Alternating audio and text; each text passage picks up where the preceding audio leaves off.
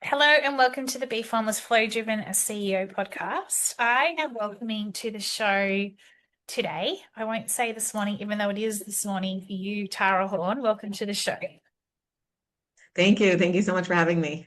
No, thank you. So it's Monday morning for you, Monday evening for me. I was like surprised. I thought you were based in the US, but you have been living in Israel since 2004. So you are very much an Israeli, but you still have that, that American Except the accent. accent. Yes, except the accent. I very much still have a New York It's accent. like us Aussie people. I remember years ago, I'd been living overseas for a while and I came back on the plane and I could hear all these Australian accents and I was like, oh my gosh, it's what everyone says. We sound really quite ochre. Like you don't even realize it, right? Until you anyway.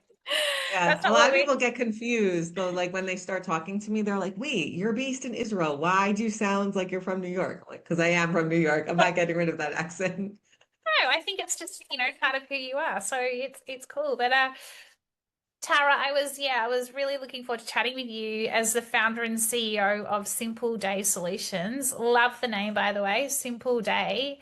What we're all about in 2026, if you ask me. I think the more subtracting from the cognitive load, the better. And Simple Day is a great business name. Simple Day Solutions, it's a consultancy focused on building real world operating systems on Monday.com. If you're a certified Monday.com expert where you lead training boot camps, I'm keen to hear about these boot camps and a popular channel, which is Mastering Monday, teaching teams how to turn workflow into results. So I read this, right?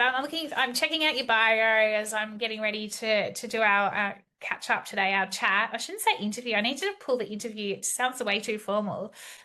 And as part of when you book into the pod, I always ask what's one unique insight or lived experience when it comes to life, leadership, and or business. And then you come out and say how you can reinvent yourself no matter what your formal education was. And it's like, interesting. So you only started the company you said 4 years ago as well. So it's very young still. Tell us about your journey and I'm really intrigued about your point around reinventing yourself as well. Sure. So I actually went to school for occupational therapy many, many years ago. I didn't know what I wanted to do. So my mom was actually an occupational therapist. So my parents were like, if you don't know what you want to do, I was like, maybe I want to work with kids. So I went to school for occupational therapy. I enjoyed it. I really liked it. But it kind of was like, why not? I wasn't 100% sure what I wanted to do. I then moved to Israel as soon as I was done with my degree. So it didn't give me a lot of time to gain experience in America. And then as soon as I moved to Israel, all of a sudden, like I had the Hebrew thrown at me. So like a lot of the like the occupational therapy words, like I didn't understand because I didn't know the Hebrew versions of them. And when I first moved here, I didn't pick the right place. Like I volunteered somewhere and then I actually worked in a setting where it was just me by myself and I had like supervision once every 3 months and I didn't know what I was doing. Like I had no clue what I was doing. So I did it for about a year and then I actually got a job in a biotech company. It was like a startup biotech company. I was the third person there, didn't know anything about biotech. I just started as the office manager because they needed someone. And from there, that was actually where my experience started. And in Israel, it's very different. Like when you're working for like the education system, because the place I was working for as an occupational therapist was the education system. So all of a sudden you're like in the business world and like, they're like, oh, you have a meeting at 8 o'clock at night. We'll pay for your cab, or here, we'll pay for your phone, or we'll get you a computer. Like it's very different from the education where you make no money and, Yeah. there's no benefits basically. So I started in this biotech company. And then when we were there was someone there that actually started building a website. And this was like when web was starting to, um, get more established. And I was just so intrigued by the whole process of building a website and online marketing. And I kind of got like my first taste of like what it was like to build a website and graphic design. And I just really enjoyed it. And the truth is, right after that, when I was talking about it with my brother, he said, Dad, my father he has a wholesale jewelry business in the Diamond District in New York. He said, why don't you build a retail website? So we're like, oh, that's a great idea. So we built an e-commerce website. I mean, I didn't build it. I hired people, but I managed a team of designers and developers, and we built a e-commerce website, selling pearls and doing pearl restringing. So that's how I really got into marketing because then all of a sudden, my dad is still using like pen and paper. Totally. Like I also use pen and paper, but obviously there's systems behind it. He's totally using pen and paper. So, I was in charge of all the marketing. I basically learned everything. And then from there, I was in another biotech company. And then eventually I decided, I really want to go into marketing. Like I'm really enjoying this Mm. marketing. I want to learn more, increase my skills. So then I worked as a director of client services at a marketing company. I was basically managing clients. We were a marketing agency. I was basically managing clients there. And from there, that's kind of where we started using Monday because we needed a better tool to manage our clients. And this was when Monday was first getting started. It wasn't even called Monday at the time. It was called the Pulse. Was it? And then yeah, that's the Oh, I original didn't name. know that. If you actually look in the URL of Monday, like when you open an item, it actually says like a pulse because like it was like each line item is a Yeah, pulse. right. So that's like, I just have it open on my screen and I see like, oh, pulse Yeah, okay, number. there you go. Um, so that's how I got started with Monday. And then about 4 years ago, I was kind of like, I'm getting a little sick of marketing. I think I need something else. I was like, it would be really cool to work with Monday all day long. But I really, Monday's based at headquarters in Tel Aviv. I didn't even apply to Monday because I didn't want to go into the office. I have a lot of kids and wanted to be home and, I needed to be home more. So I was like, okay, I'm just going to start something. And I started as a freelancer and now 4 years later, we have a team of 10 people and it's kind of how it Wow. started. Yeah, Yeah. right. How cool is that? And you said you got a lot of kids. How many kids do you have? Yeah. 7. 7. Yeah. It's a lot of kids, but My they keep me on my goodness. toes, I will say. Any wonder you're into operations and systems and everything else, like, in making sure I'm keeping it all together and, because it's so important, right? Like in terms of like, there's a whole thing around decentralization, but also for me, it's like I get that from a structural leadership business perspective, but from a systems perspective, you need it all in the one place and it needs to be real time, right? Yes, And so totally. and so tell me, like in terms of this, when we talk about Mastering Monday, what's your whole thing around the Mastering Monday piece? Sure, yeah. So that actually, my son, my now almost 15-year-old son actually gets credit for that. So when I first started as a consultant, I made a YouTube video, and a video really helping a client, and he was like, "Oh, put it on YouTube." And I accidentally put it as a live video, like a public video instead of a private video. My son helped me set it up. And then like a month later, I was like, wait, why does this video have like 1,000 views? Like very quickly, it got like really a lot of views. And then I was like, maybe there's something here, like to testing out YouTube. And my son helped me get started in the beginning when I had no idea what I'm doing. And yeah, so I started this YouTube channel. We just hit 6,000 subscribers. Wow. Yeah, and over almost 600,000 views, which is just really exciting. And a lot of our business comes from Monday. Sorry, from YouTube. Because I'm a lot I really enjoy sharing about Monday and how Monday works. And that's basically what YouTube is. Like YouTube is people trying to understand how something works. Like you want to understand how it works, you go to YouTube or you even do a search and YouTube shows up. So we started our YouTube channel and yeah, it's just been growing ever since. And I can't watch my old videos. I'm like I like cringe when I watch the old videos about how bad they are, but it's been a great experience. A lot of Yeah. learning and a lot of mistakes, but you know, Well, it's been fun. it comes back to reinventing yourself, right? Like the ability to continue to reshape and shape. And I was saying to you pre-show, I'm getting all this like people telling me what I'm not doing right and what I could be doing better. And I'm like, I'm just testing and experimenting right now because it's the only way you improve. And I Right. think that quite often, you get that white noise of, you should do this, you should do that. But like, and you do cringe like when you look at things that you've done previously where you're like, oh my gosh, is that where I started? But I also think about it that it's almost in a way, from an owner and entrepreneur perspective, it always starts somewhere and you think it's going one way. And like, look what happened to you with the YouTube channel. You weren't even probably, it was an accident. It was Yeah, actually exactly. Yeah, it was totally an accident. And I learned a lot of tips on the way, along the way. And even now I'm constantly watching videos about how to become a better YouTuber, but I never ever in my life thought I would have a YouTube video. Like I was always so embarrassed to be on camera and didn't like I never thought that this is the path I would go, but it's kind of fun actually. Yeah. And so tell it, so Mastering Monday though, like, I was saying to you again pre-show as well, like Mastering Monday, and I want to jump into Monday.com as well, in terms of well, your simple day solutions. But, Monday, you learn that you shouldn't fill it up you should not fill your diary up at the start of the week on a Monday. Mastering Monday is the ability to ease your way into the week because if you finish your day on a Monday exhausted, well, that's going to set you up for the rest of the week. Yeah. Talk to me a little bit about that. And then obviously, from a systems perspective and Monday.com and how that can also set you up for the week as well by using it with teams and yeah. Okay, sure. So really the focus of the channel is just teaching people how to use Monday. So it's a lot, like I said, a lot of education about Monday, how the platform works, different use cases about how to set it up. I think I've also seen this through my business, like my experience as being an entrepreneur and starting a company is, setting up systems and having systems to, like you said, like easing up your week and having like a structure to your week and to the tasks that you need to do and the projects that you need to do. It's really a game changer. I actually watch so I spend a lot of time watching YouTube videos just to learn because that's really how I did all of this. Like I just learned everything myself. So recently I've been watching a lot of Alex Hormozy. I don't know if you've ever Mm, watched him.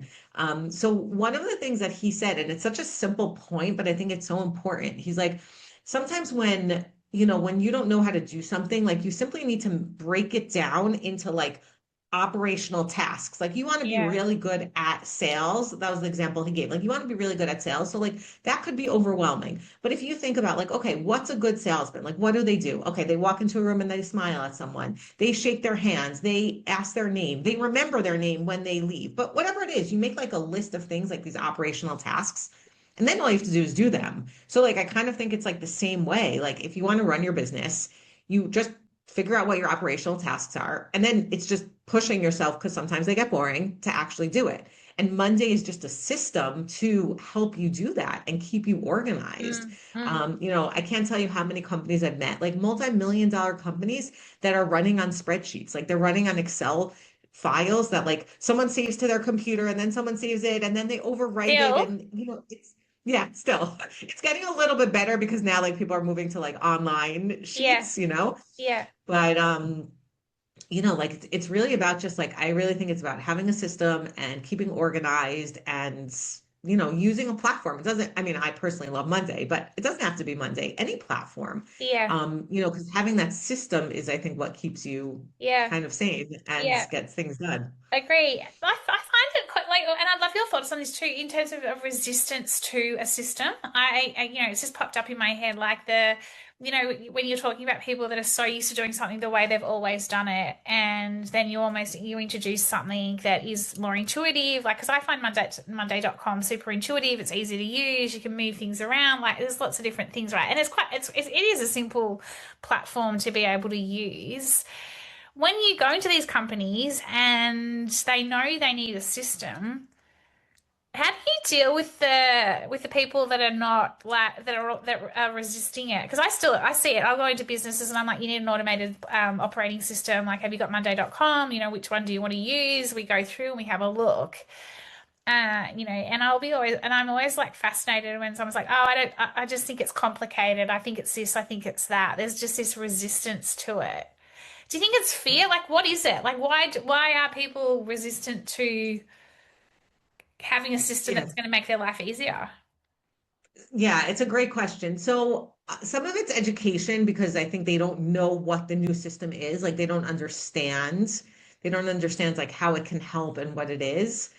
I think some people are just so used to their ways that it's hard to change their ways, which may be a fear. You know what I'm saying? Like a fear of Yeah, changing your ways. But for sure, I definitely see it a lot. And sometimes you look at it and you're like, this is so silly. Like I once had this client that I was working with. one of the things in Mondays that like you can automate move items like based on like when something happens, like you can move it to like a different group. He paid someone in his company to actually do that. And I'm like, you know that like Monday does this, like this is part of like the features. And he's like, well, I'm not sure that I want to do it. Whatever, he had to upgrade his plan in order to do it. It was like, I don't know, an extra like $100 a month. So instead, he paid a person to manually move something from group to group, as opposed to like going with the technology that would automate this for you. And like, I was like thinking, like, that's so crazy. Like, he was like so stuck in what his system is. And he was like, I have to do it this way. I can't do it that way. Like he wasn't open-minded to try it a different way. It's hard. It's definitely hard to get used to a new system. Mm. But usually when you invest in something like a new operating system to help keep things more organized, be on top, at the end of the day, you end up saving money, from a company point of view and save you time for sure. Yeah, absolutely. Absolutely. What about from a leadership perspective? Like, what do you see when you go into these businesses as well from the leaders? Like, are you noticing more and more leaders are, with everything going on from I guess, like it, like tech perspective, etc. What are you seeing? What are you noticing with leaders? Anything different or anything interesting coming out? So I think that the leaders a lot of times are going to determine if the software that I mean, now we're talking about Monday, but if the software is implemented and actually used, Yeah, because if the team sees that, okay, the leaders are behind this new implementation and they're using it and they're pushing it, there's a better chance of adoption within the team. If the leaders are not using it, the team's not going to use it as much. And sometimes the leaders don't realize that and they're like, well, it's just for everyone else. And I'm like, but like then you're the leader, you know what I'm saying? Like no one's gonna end up using it. yeah, I definitely see like the leaders are like, okay, we need a system. We want a system. Of course, we want AI, we want it, but like they don't necessarily understand the next steps and they don't necessarily push it themselves. And I think that causes the team to not want to use it as well. yeah. Because I feel like from a systems perspective, like a system can enhance culture as well. It can enhance, the engagement of the team. Like bringing everyone together from a collaborative perspective, connecting more. Things become more efficient. It frees And up also less space. frustrating. Also Pardon? less frustrating. Yeah, Also less frustrating because like, sometimes you're like, well, I don't know where this is. Is it on a Google Sheet? Is it in Monday? Is it on a WhatsApp? Is it an email? Like when you have a system, it's very clear what you need to do. Like I see a lot of frustration with teams that don't have systems. I agree. And it's not the way forward. Do you use Monday.com for your family? Like with regards to organizing everything? Like because I I have totally do. Yeah, I yeah. totally do. So I have first of all I have a board for like my taxes, like my personal taxes to like keep it all organized. I have a board for all my personal tasks that I need to do. I actually like 2 years a year and a half ago, we celebrated my son's bar mitzvah. I actually like made a board to track everything that needs to be done. I have like a habit tracker for me. Totally. I use Monday for everything. Yeah, I love it 'cause I hadn't thought about it from a life and leadership perspective. And I think this is the other thing because, when you think about leaders and people, teams, individuals, we've still got this, I guess, situation where you keep your personal life separate to your work life, right? Whereas like, everything for me is all interconnected. Yeah, And it totally is. I know there's like almost like this kind of want to keep, privacy, etc. But I do wonder if there's a more of an opportunity. Like, are you coaching leaders and teams on that as well to be able to, use it not just at work, but also in their personal lives? It doesn't come up that much, honestly, because Mm. most of the implementations that we do is based, is like company based. Yeah, But some people have said to me like, "Oh, I also have a board for my personal life." But it doesn't, we don't usually help people with that. Like they don't ask unless it's more of like a entrepreneur that's like, like a solopreneur, like they just started their yeah, company and they're kind of like figuring everything out. yeah, We have had some cases of that where they're like, I just need everything organized. yeah, yeah. But usually it's just company based. Although I definitely recommend people should use it for their lives. Yeah. And tell me, you as a, you've been in the business for 4 years. What do you see as what do you think are the biggest challenge? What are the biggest challenges for you as an entrepreneur, as a founder of your own business? It's a really good question. The biggest challenge for me is actually learning how to be a C. One, I shouldn't say the one of the biggest challenges is really learning how to be a CEO because I was like a Monday implementator. Like I was really good at like the trade. And now all of a sudden I'm not really doing the trade. You know what I'm saying? Like I have people on my team that are actually doing implementations for our Mm, clients, mm, but now I need to run the business. It's a totally different skill set. You know what I'm saying? mm. It's like the shoemaker that's really good at making shoes and then he opens a store, all of a sudden he's busy running the store. He's not actually making the shoes anymore. So, learning to become a CEO has definitely been a challenge and is something I'm still working on. I would also say keeping things consistent is something that I struggle with. Like we started like an OKR system, keeping track of our goals, our quarterly goals, and just like really being on top of that and being consistent. Because sometimes I'm a little like, I think that's what entrepreneurs are. Oh, let's go do this and let's go do that and let's do Same. that. And I'm Yeah. like jumping from place to place. Yeah. So to just be like, nope, Tara, stay focused. This is what we're working on. Let's follow this through, before we get to the next idea. Yeah, and the CEO bit, like that's a fascinating piece, right? Because it's almost like you go from being in the business to being over the business, but there's still that ability to be over it, like in it, but across it and over it. Like I just don't think that there's that ivory. You can't just sit in your ivory tower and watch it from afar. But I've been having Not a at few all. conversations with people like yourself, in terms of you loved being the shoemaker, for example, and now all of a sudden you got the team, and you're like, oh. I'm not doing what I truly love I anymore. And started. yeah, Yeah. and the CEO is more just like, you're putting out all the spot fires, you're doing this, you're doing that, and you're like, hang on a second, I love this bit. What do you do then to ensure that you stay fresh, energized, stimulated? Because there's days when being a CEO is a grind, right? You're just like, oh, I'm not feeling Totally a it. grind.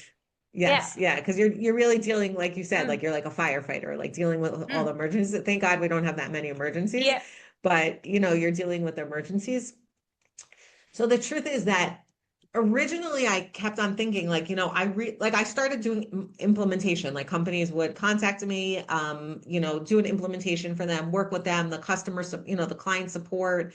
I love that. And I still do. But I see now a few things. Number one, because I'm not doing it all the time, I don't know. I know Monday very well, don't get me wrong, but like I don't know Monday in and out like I used to because now I'm more removed from it. Like I'm not all day long, I'm not just setting up Monday. So even though I enjoy that part, like sometimes I'm like, wait, Tara, like you're not in that role anymore. Like I do need to like mentally think about it. And I actually worked with a coach and he's like, Tara, you're just romanticizing it. You know what I'm saying? Like you're looking back on the old days, like, oh, it was amazing. He's like, it wasn't always easy there also. Like obviously there's always troubles and whatever it is. Um, but I look at it as a challenge. And now I see that I'm looking at videos more about how to be a better CEO, how to run your company better, things like that, how to make more money, whatever it is, as opposed to like just Monday specific, like on a very technical level. I Yeah. still need to know Monday because all the content is about Monday and I do all the content. So obviously I still know it very well and I'm continuing to learn it, but I'm just trying to make myself focus on like, okay, now my goal is like, how do I take the company to the next level? And all my education and everything I do is really around that. But it's Yeah. definitely challenging sometimes. Yeah, I totally get it. Like, and I think that is because you're constantly, not constantly, but we're always reshaping, we're always reinventing, right? We're always having to evolve. Like, I think that's just the nature of being an entrepreneur, being a CEO, and like, yeah, we do want to go back to the way we thought it was because we thought it was better. But if we actually go back into it, you realize, oh, there's these bits and pieces that, like, you know what I mean? Like, and I always find There's that bits kind and of. pieces that are good. Yeah. Yeah. Yeah, yeah, exactly, exactly. So, last couple of questions for you. Coming back to Monday.com, what are you seeing? Like, what are the big trends coming out? Like, I mean, from a platform perspective, Monday.com, there's a few of them out there, but Monday.com's been around for, how long's it been around for now? It's been around a while. It's been around a while. I honestly don't know exactly when it started, but I mean, I started with it in 2015, so at least 10 years, but Yeah, my guess is 12, 15. yeah. But again, you would have to check that out. So I think like everyone in today's world is it's all about AI. And, Mm, Monday, what I've seen has really, really invested a lot in AI and they've really changed the platform because they see this is where the world is going and they need to be like AI first. yeah. Um, so they've come out with a lot of different features. Like one thing which I think is really probably one of the best features that they came out with, it's something called Monday Vibe. It's basically like, I don't know if you know what vibe coding is. Vibe coding is basically where you use AI to actually write code. So Ah, you can like use like there's all these platforms like Lovable and anything or Replit, like you can basically use AI to write code to build an app.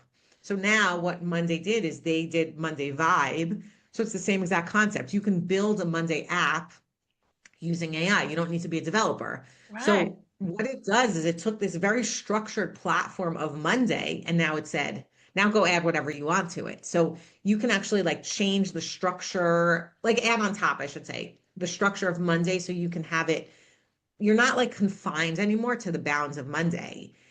Obviously you're working within the platform, but you can build your own app that looks totally different than anything that Monday has ever released. Oh, wow. So I think that they're really taking, really, really Personalization. implementing AI. That's where everything's going. And I think they're figuring out how to have a platform with AI. So I think we're just going to continue to see more and more AI updates and innovations to the platform based on that AI. They're releasing AI agents. I just did an I was about interview to with ask the you that. product manager. Yeah, you'll be able to create your own AI agent within Monday.com, surely. They already have. Yeah. Yeah, they have. I just did an interview. They already have Chris and Lexi. Lexi, goes through all your finds leads for you and qualifies them. And Chris actually makes phone calls and can, reach out to leads for you. Oh, wow. It's incredible, isn't it? Like, it's Yeah. incredible. Do you see it more like because I mean you're in like such a like you're like this another Silicon Valley within Israel, and I know that you're an hour away from Tel Aviv. But like, yeah, like the amount of people I'm speaking to out of Israel on the pod, it's just fascinating some of the innovation that's coming out of Israel. Do Yeah. you see There's a it? Do you lot. do you see a lot of it? Yeah, like Well, I really like work from home. So I don't see it as much, but there's definitely a lot coming out. Like a lot yeah, of the new tech, when I'm looking for like what new technologies can we use internally to make our lives easier, it's almost always Israeli technology. yeah, It's just impressive the amounts of different Israeli companies that are starting up and yeah, there's just a lot here. yeah. It's fascinating. And last but not least, the final question for you. So you work from home, you have 7 children. How do you keep your cup full? How do you do it all?